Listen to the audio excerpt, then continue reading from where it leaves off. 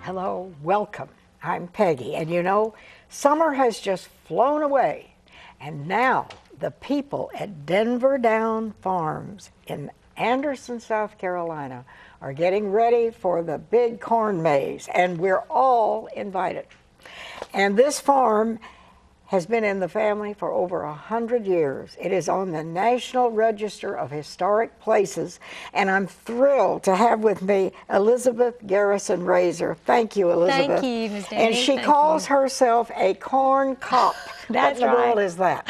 A corn cop. Well, since we are in the corn business with a corn maze, we have to have people who watch out to make sure people follow the corn rules.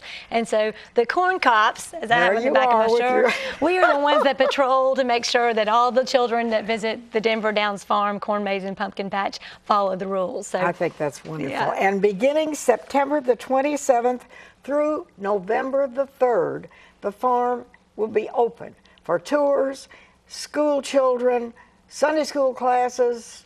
Everybody is welcome. That's right, yes. And you have all kind. You have a princess. What? Oh, well, we have several events during our corn maze season, and one of the most fun weekends is our pumpkin festival weekend, and that's where we, of course, people come and they come to the maze and they pick pumpkins, and we have over 10 different varieties of pumpkins, and they buy them by the pound, and then we have a pumpkin princess pageant, and this will be our 4th year of having the pumpkin princess pageant, and we have also a little pumpkin prince pageant, so little boys can also be in it, and it's really a really fun opportunity for little children to dress up in their favorite little pumpkin outfit or pumpkin dress and walk across stage. And well, see, here we have some pictures. So yes. So those are some of the little girls and little boys in their little pumpkin and kind of farm outfits. And the little children love to just come out to the farm and to play all the different things. And then they especially love to get up on stage and walk around. And we describe what their favorite hobbies are. And we describe what their favorite colors are. And so it's really a neat opportunity for the children to be out at the farm and also to enjoy being up on stage. And they all get a prize. I think that's so much fun. And the idea behind this is so that children especially can learn what life on the farm is all about. That's right. The food doesn't come out of a can. It doesn't. Our mother used to give farm tours back from the 50s into the 90s when we had a dairy farm at our home at Denver Downs. And so the school children would come and see how the milk is, how it comes out of the cow and how the food is grown in the field. And so that sort of tradition and that thought about teaching children about where food comes from is sort of what's carried us on to create the corn maze so that people can come out and bring their families and they can experience an afternoon out on the farm picking pumpkins and also walking through the corn. And Elizabeth said to me, you know, this is more fun than Disneyland. And it's something the whole family can enter into. Now, what is this, Elizabeth? That is last year's maze design. The maze itself is 10 acres, and the corn typically is about 10 feet tall, 8 to 10 feet tall, so much taller than me. And you go through the maze and you navigate your way through the maze and try to find different numbers and different sites throughout the maze. And this year, our corn maze is getting a little high tech. We're going to have smart phone trivia. So you can bring your cell phone, your smartphone, and go through the maze, and when you get to a decision point, there'll be a number there, and you'll click it on the with your smartphone with the code, and it will bring up a question, and you can answer the question, and it will help you decide to go left or to go right. And that way you'll navigate your way through. You really have to find your way through this corn maze. It's 10 acres of winding, miles and miles of winding. Can't you imagine? Kids will love that. They love it. They can't get enough. Actually, most of the children are not wanting to leave when it's time to go home. So this is something the whole family can enter into. Exactly. You're open September 27th through November the 3rd. And this is, you can have a mini holiday right here in our area. Exactly. It's just 30 minutes from Greenville. It's just right off of exit 19.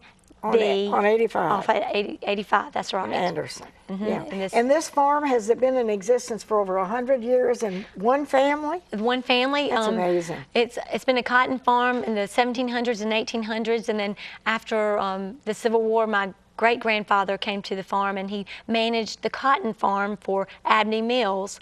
And then he took over the farm, and he had a cotton farm. And then my grandfather took it over, and then my dad took it over and started a dairy farm in 1955.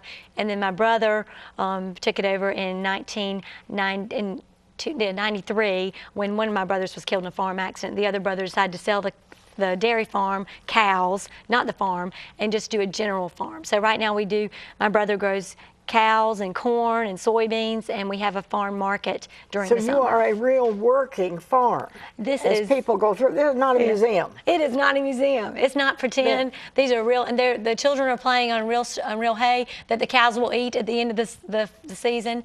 We have Clemson Day at the maze where the Clemson Tiger comes out and plays with the children. Those are duck races, so the children put the little ducks in there and then pump the water to make the ducks go. There's the Clemson Tiger, I believe. I think he's debating if he's going to go in. Hay rides and the hay rides and the jumping pillow. We have this giant jumping pillow where the children and what is that? This is a cow train.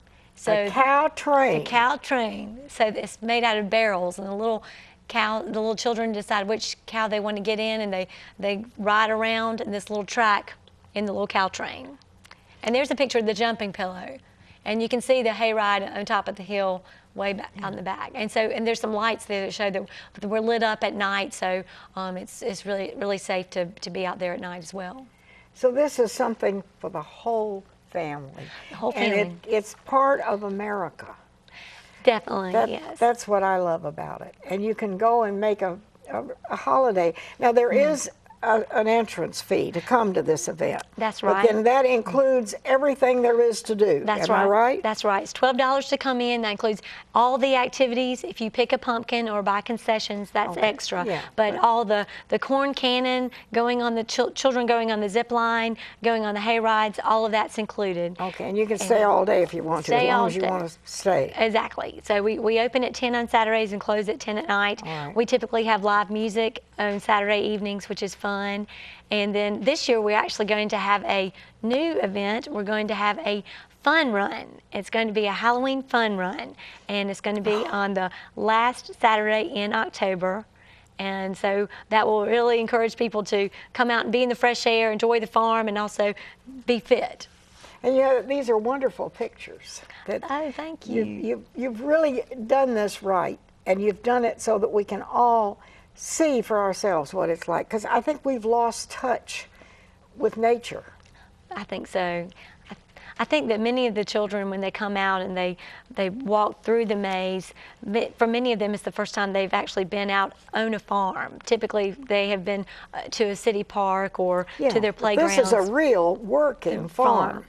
And when you're out there, you're going to see our family members everywhere. You'll probably see me twice because I have an identical twin sister, so she's out there working too. So the corn cop is going to be out there. The corn cop, and then my brother Tom and my brother-in-law Ron and my husband Jake, they'll probably be driving the tractors.